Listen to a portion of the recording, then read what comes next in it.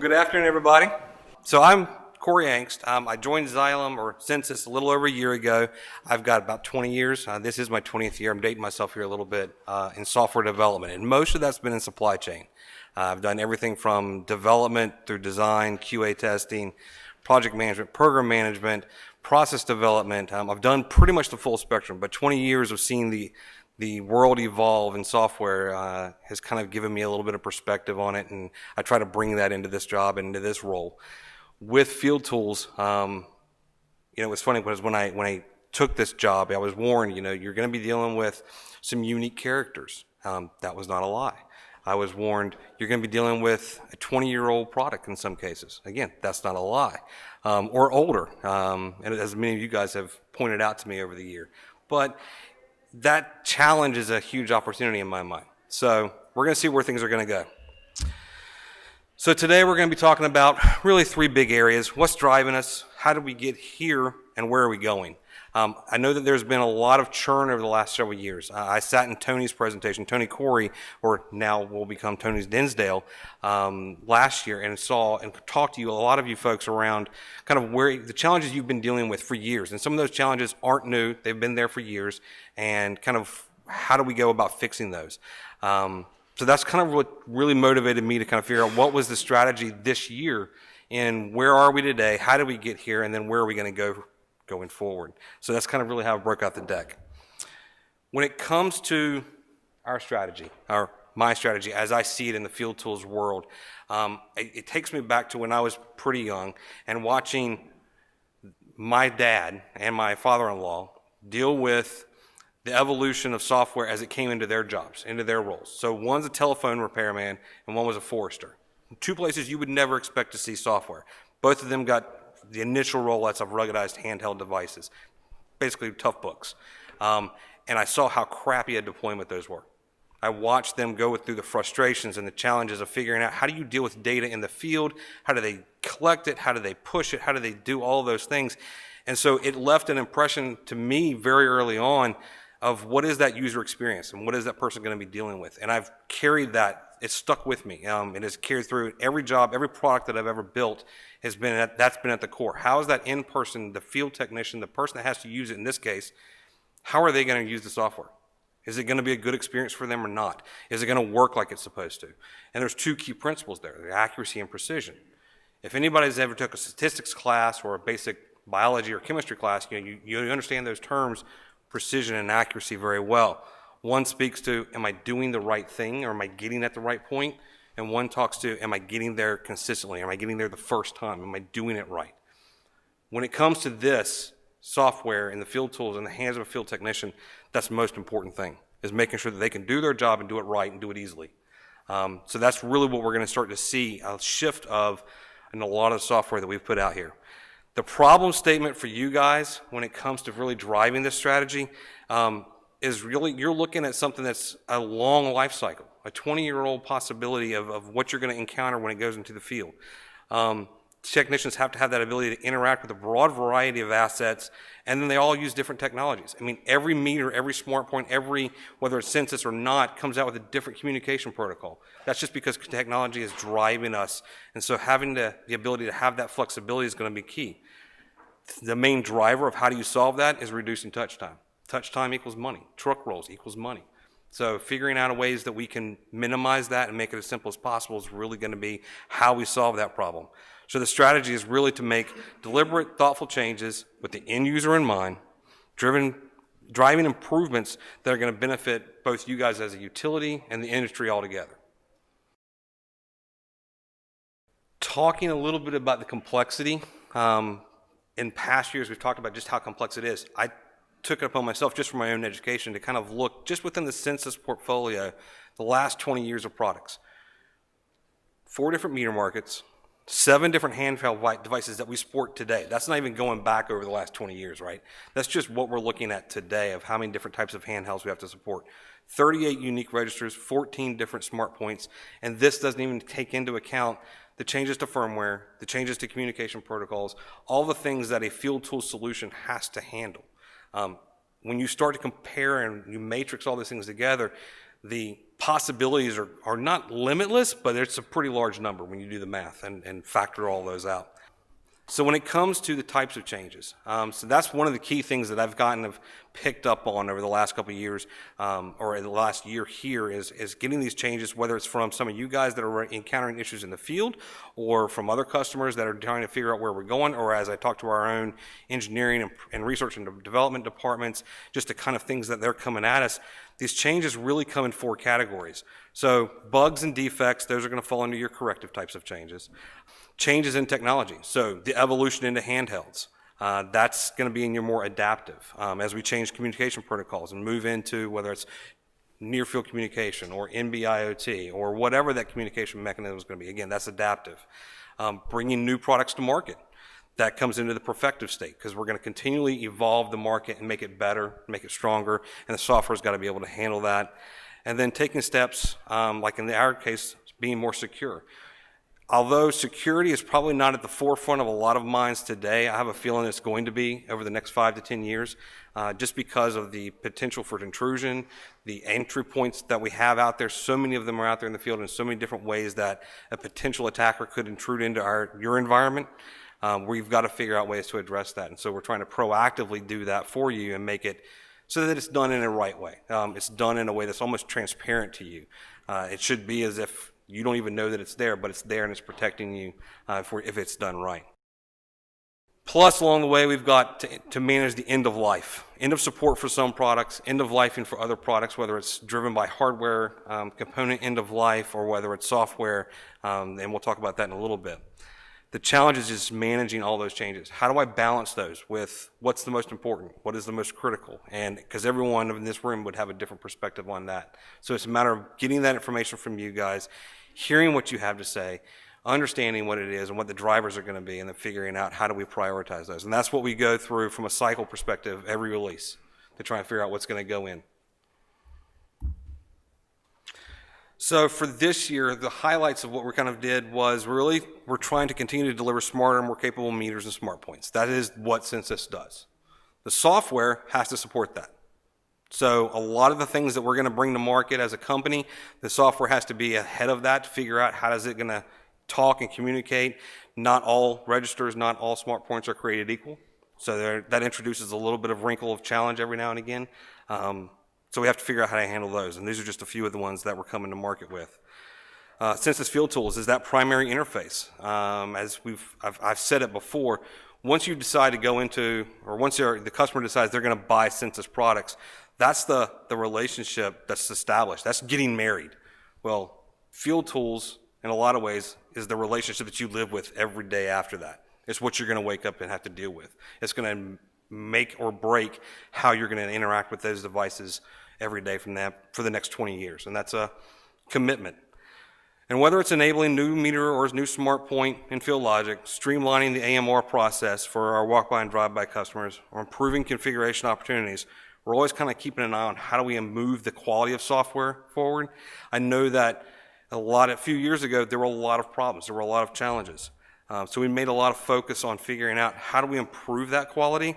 The engineering team has done a lot in this regard to really kind of address it. They've really focused on the software quality by meeting the requirements and satisfying the user's experience. And that's twofold. That's one, is it doing the job that it's being asked to do? And two, is the user happy with doing the experience?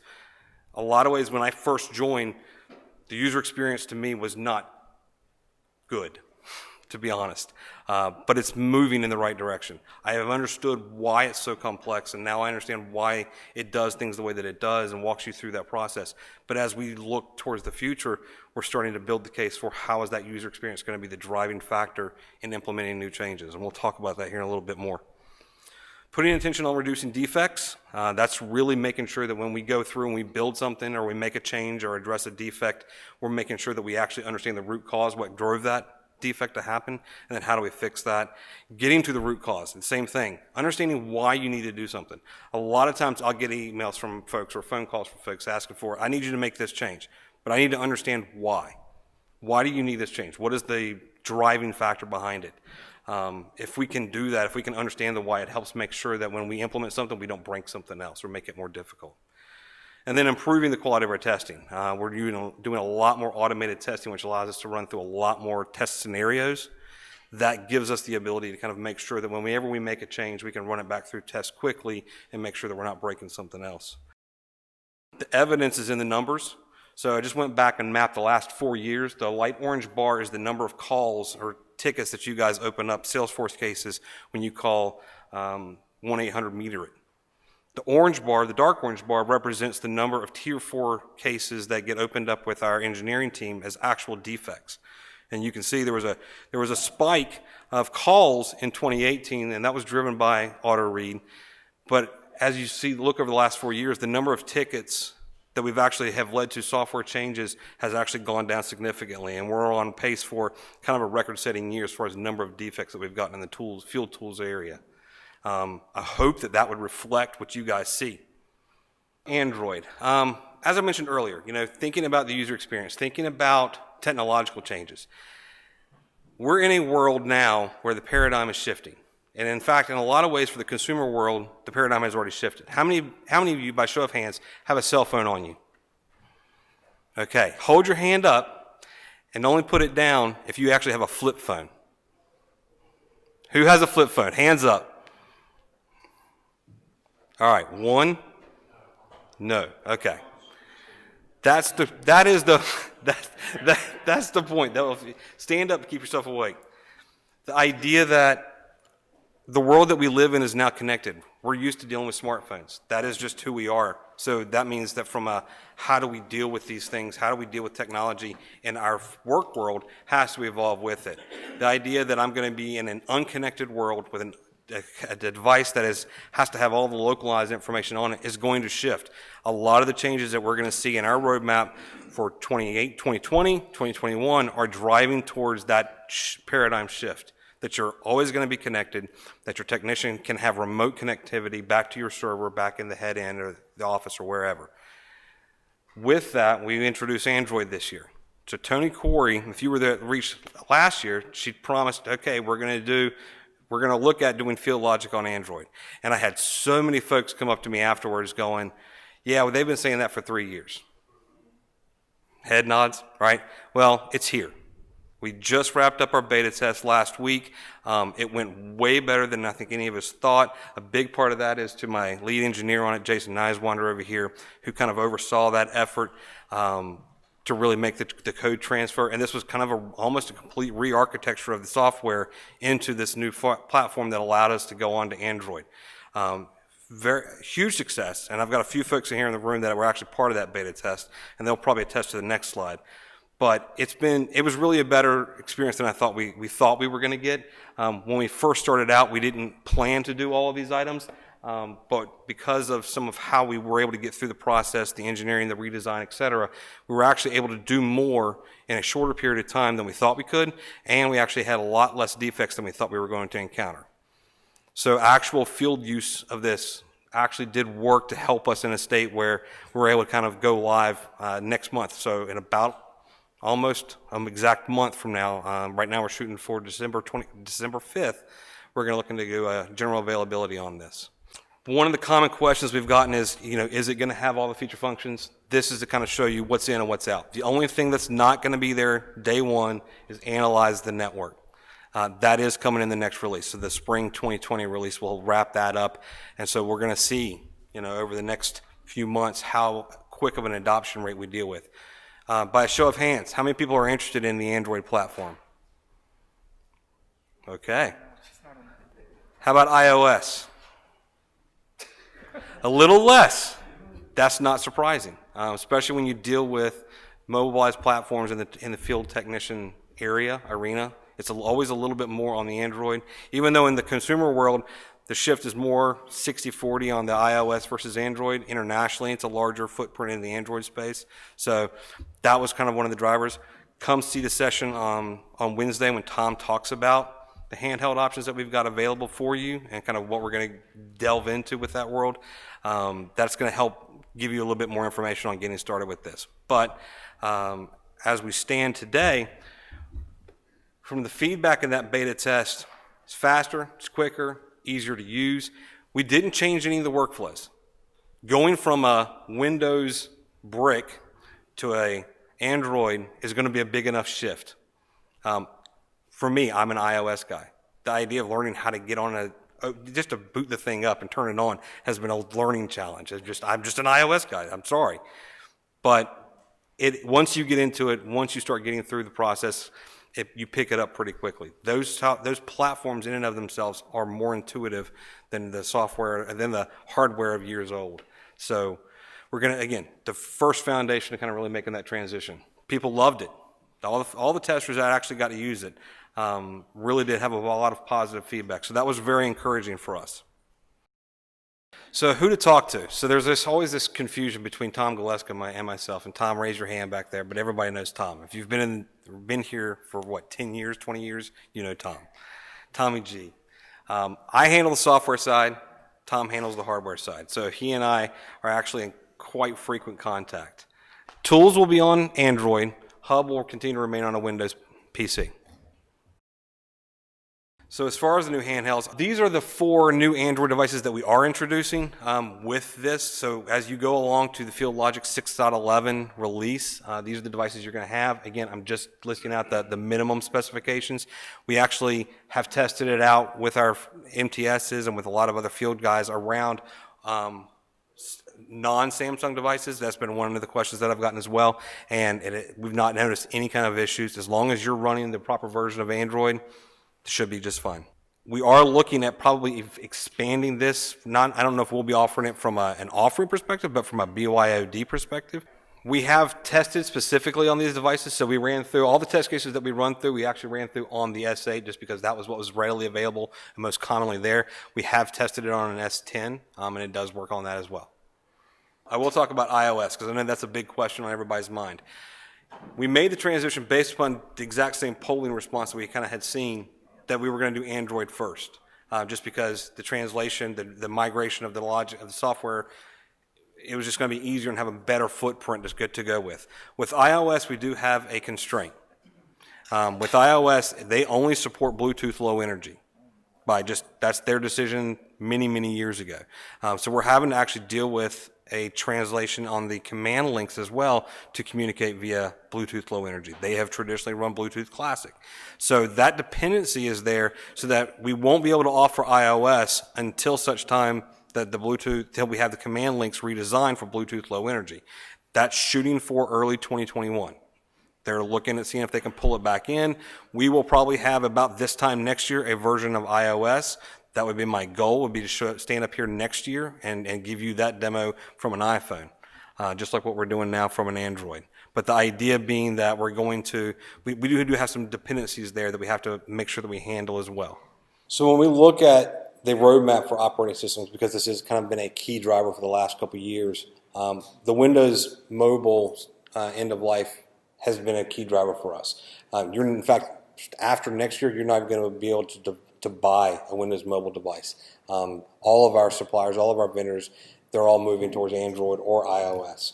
So we've all kind of had to make that shift, and so we're having to figure out how do we make sure that we accommodate that. So with this year, you're seeing Android. We are looking at iOS again for next year. There's a possibility that it becomes available, but that is going to be completely dependent upon that command link version 2.0. And if you decide to go iOS, you will have to you have to use a new command link to operate with those. As far as Win Mobile, I'm expecting that sometime in the 2021 timeframe, we're going to need to do an end of life. We're not end of life or end of supporting it, just because if you've bought a Windows Mobile device this year or next year, we're going to continue to support you. But as far as we're going to have to start looking at when do we stop making those changes to those environments, just because it needs to become stabilized so that we can kind of have this transition and move on to the new platforms successfully. So the journey ahead, again, kind of tying back to what we talked about in the beginning, continue to bring value and efficiency. We're looking for ways to bring in that innovation. How do we make it more user-friendly? How do we continue to improve the quality? It should be intuitive. My expectation when it comes to that software is that a person doesn't have to go through a 200-page document in order to understand how to use the software. It needs to be more available, more wizardry, if you'll have it that way, just to make it more intuitive to the person. It requires less training, less ramp up time, and it's more conducive to the work that they do. Windows Mobile had a great run, but now we're forced to look at the changes that we're going to have to deal with there. So we're going to look at how do we leverage those. In 2019, again, really focusing on introducing a lot of new product. When I look back at the portfolio of how many new products we introduced in 2017, 18, and 19, we're in the like 20s, the 20 category of how many new devices we've had to introduce. So the team's done a lot of work in introducing those new products, and at the same time, now we've been able to introduce an entirely new Android operating system. There's been a lot of work that they've put into it. We're trying to build in some of those features as well. Some of the feedback that you guys have called and talked about to us or to your distributors around, these are some of the challenges that my customers are seeing. We're taking those into account. We're trying to figure out how do we bake those in, and we're actually putting more emphasis on putting more of those features in, whether it's disabling auto advance on a manual route read or improving the error messaging. And I will say with the error messaging, a lot of them are not very instructive or informative, so we're actually taking a look that every time an error message comes up and we have to deal with it, let's figure out, and let's just take on that basic approach. What went wrong and what do I do next? That's kind of the mantra that we're looking at, and it's going to take us time, but the plan is to kind of get through that so that you're not just, hey, you threw an error, call 1-800-METER. From a 2020 perspective, we're dealing with, Sonic's IQ is now coming along, so we're supporting that. We're going to continue to deal with new meter updates. Again, we're looking at a new command link, so a lot of those are physical hardware products that we're having to deal with. We're also looking at, again, finishing out the Android OS and then looking at the new handhelds and making sure that that support is there. As you guys adopt those, pick them up, use them, we're expecting you're going to come back with, hey, this isn't working right, this isn't working right. So it's going to be growing as a partner as we go through this transition. So we're expecting a lot more feedback on that front. And again, then finally, looking at the going forward, really, where are things? Where are we going to go? It's obviously exploring new solutions, new technologies. How do we leverage those things to make our architecture better? There's been a lot of questions that I've gotten over the last year around an API. That is in the works. We're continuing to invest in that. It's not quite ready yet, but I will say on that front, when we look at rolling out something like that, it's going to be something that needs to be done right, and it needs to be done right the first time. I do not want to roll something out that's only half-baked, that only is a partial solution. We've got some of those projects in play right now, where we're working on very limited scopes. When we roll the API out, I want it to work for all products, all verticals, in all situations, just like you would work with the architecture of the FieldLogic. So I want it to be there. So that's kind of a key driver for us on that front. With FieldLogic, again, continuing to expand enhancements and looking for ways that we can deal with the ongoing improvements and issue resolution, and then the operating systems as a key area there. Drive-by, I know there's been a lot of scuttlebutt around what are we going to do to continue to invest in drive-by. We are looking at opportunities for how do we improve that with auto read and auto view. Those are old technologies from a software point of view. We've got to remediate that, and we need to make it in a solution that allows us to look at better supporting that drive-by market holistically, not just here in the States, but internationally as well, because it's a huge opportunity for us. So we are carefully looking at that, and I do expect we're going to move forward on that in 2020 as well. And then lastly, in there, it's legacy systems. You're going to start to see end-of-life notices coming out around some of our products and supports, products and software solutions that we've had over the last several years. A lot of them we haven't really done anything with, but we need to formally end-of-life those things so that we can actually move on to these new platforms and have a better sustainment experience for you guys. And it's by giving you the proper replacement systems. Just a little bit about something you may have heard of and unsure of kind of who to talk to. Within the software, services, and communications infrastructure team, we've got a new director of that, Bruce Barat. So this is the platform that supports all the software that really comes down to we're focused with a new vision around data collection. It's all about the data. It's getting it collected, getting it moved, and then analyzing it and understanding it. And so that's really where this life cycle comes in, and that's where all the players on our team come together. As part of that, we kind of worked through developing some vision statements earlier this year around really kind of what is our objective. We use these, we keep these up as reminders for us so that when we look at developing new, whether it's a new feature or a new fix or something like that, we're making sure that we've got this in the state of our mind. And for us on the software side, it's making sure that we create market-leading software that provides a modern experience, flexible and extensible. That speaks to the complexity that we deal with, that enables you the utilities, to understand the outcomes of the data. I mean, that's really what this is about. On the field tool side, it's going to be more around getting those meters and those assets set up to collect the data. We want to make sure that that happens.